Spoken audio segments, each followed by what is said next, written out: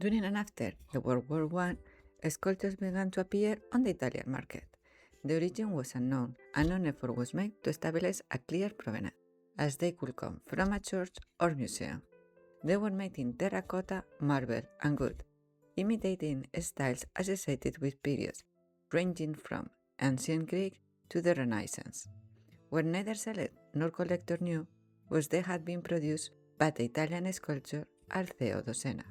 Everything started during the military service, when he created a relief of the Virgin Mary, which he sold to the art dealer Alfredo Fasoli.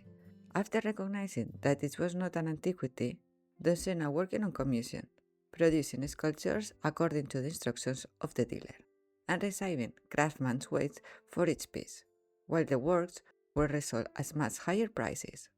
Over time, Dossena became aware of these transactions and of the difference in value.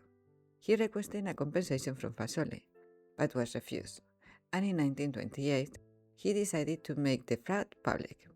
He could demonstrate that the sculptures were not historical objects, since part of the work remained in his studio. Jacob Hirsch, an international renowned dealer who had acquired one of the sculptures, Athena, attempted to reach an agreement with Dossena to present the work as authentic and restore it, but Dossena refused, and the fraud was exposed.